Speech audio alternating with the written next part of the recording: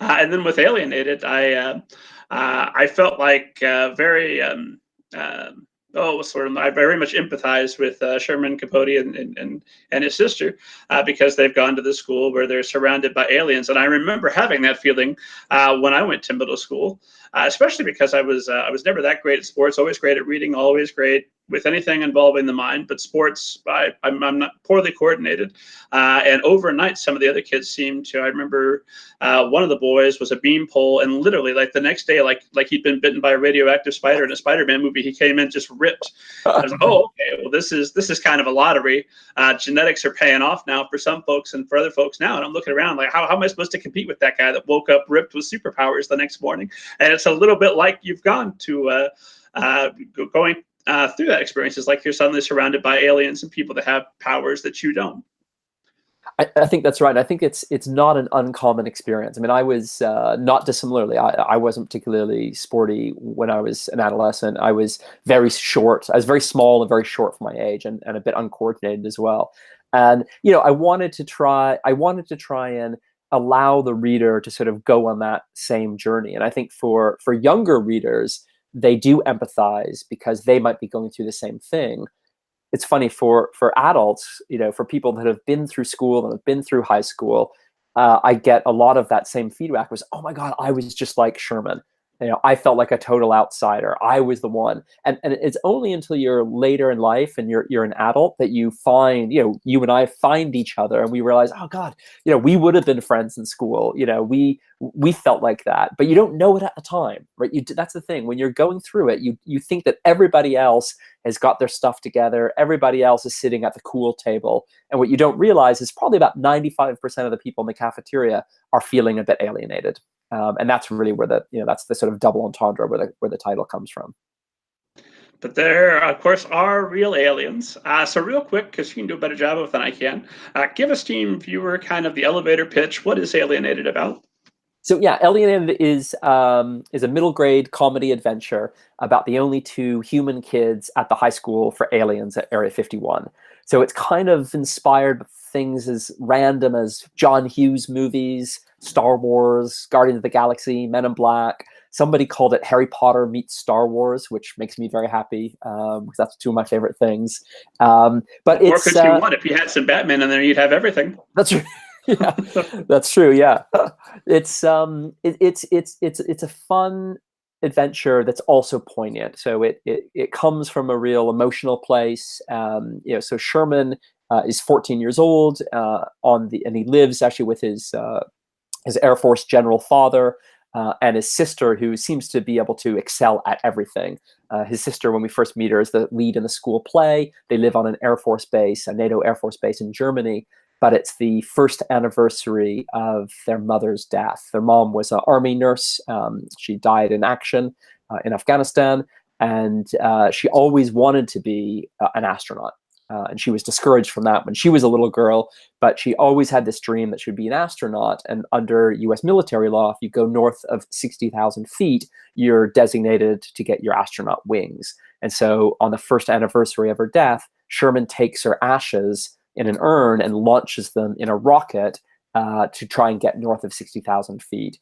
And of course, if you could imagine that actually happening, it would seem like a missile being launched from a NATO Air Force base pretty darn close to Russia. And so, World War III alert, and the settlement with the Russians is that this family needs to be sent away to the one place that they can never be heard from again. And of course, where is that? That's Area 51 in Nevada. So that's where they end up at Groom Lake, Nevada, where it turns out there's 38 different races of aliens from all over the universe who are living and working there in the bureaucracy, the sort of Bureau of Alien Affairs, kind of like air traffic control for the galaxy. And under Nevada state law, all the kids have got to go to high school till they're 18. So therefore, there's Groom Lake High, and that's where they go to school. There's a little bit of everything there. It's never a one-to-one where, okay, well, that's that Harry Potter character redone with science fiction. They're very original characters, but there are the traditional gray, big black-eyed aliens walking around. But then there are also big hairy beasts, all sorts of interesting people of all different sizes. and different creatures with that. And I wanted to ask you about your inciting incident, because it's a fantastic premise. Somebody shoots a rocket off of a military base and almost triggers World War III. But you could have done that with just two buddies.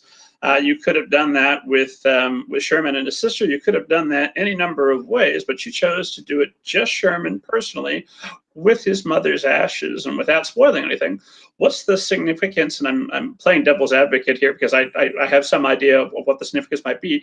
But for those looking to write a great story like Alienated, what's the significance of having those of having that initial action rooted in that emotional connection to Sherman's dead mother? Yeah, it's a really good question. I mean, I think I can answer it on sort of two levels. One, just a sort of pure emotional level, and the other is more the mechanics of storytelling. From the kind of mechanical perspective, I suppose, as a writer and as a reader, you want to root for your main character. You want to give the reader a reason to be emotionally on side with your main character. So what I wanted to do is I needed to get Sherman into this utterly ridiculous situation, right? The whole premise is totally ridiculous. And I think the fun of Alienated is that I play it completely straight. But in order to do that, it can't be flippant. The inciting incident can't be flippant. You have to do it in a way, I think, where you fall for what Sherman's done, because he's basically done something really dumb. Right, he's done something incredibly stupid. He's fired a missile from an active NATO base pretty darn close to Russia. Now, why would somebody do something that stupid? Well, you have to think, okay, why would anybody actually do that? And you have to dig down quite deep emotionally to come up with something where it would be worth the risk. And so that's where the sort of mechanics and the building blocks of where the characters came from. So you've got an ironclad alibi for Sherman's motivation.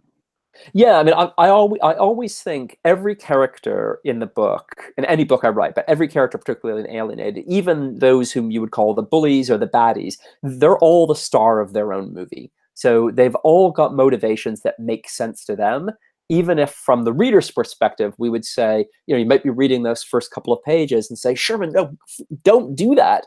This is only going to end badly for you. But for Sherman, it was a way of it was a last chance of doing something for his mom that she never got to do in life, and he wanted to honor her and to do this for her. And it was important. And he also realized that his father wouldn't understand. And that's another big part of the dimension of the book, is that he doesn't, again, it's a kind of a stupid thing, right? He doesn't talk to his dad.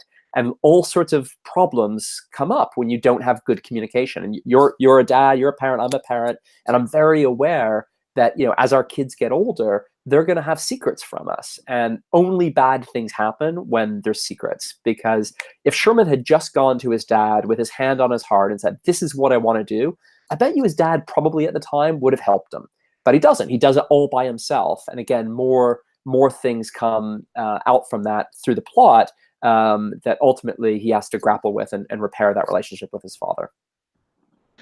It's a great place to start, with just all of your conflict joined right there at the beginning. And I know this is going to be a series for you, so I wanted to ask: do you have a plan or a roadmap for what the next stories in the series are going to be, or are you kind of winging it by the seat of your pants just to see what comes along and what feels good at the time?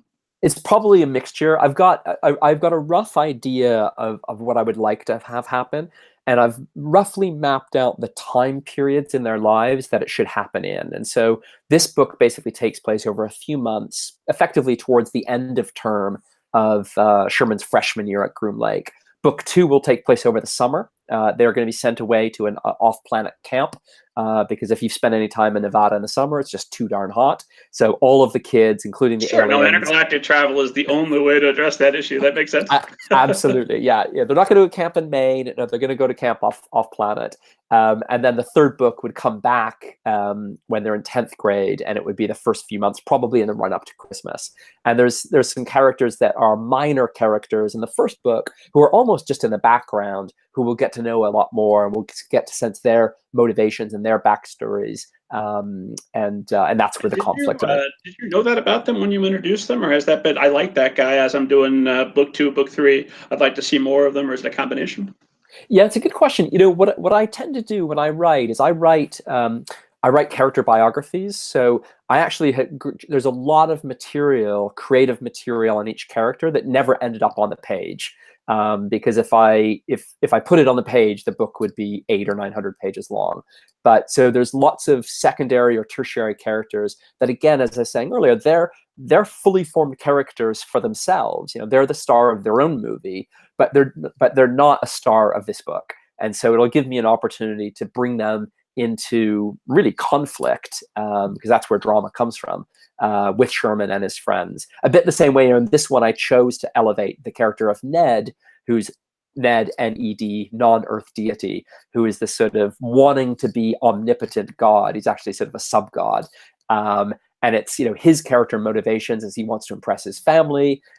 His people are, or his race rather, are obsessed with drinking the magma of planets. And so that puts him in dire conflict with Sherman and the fate of the planet. And there's some comedy that comes with that. Comedy, also the horror of For Our Poor Planet. Yeah, absolutely.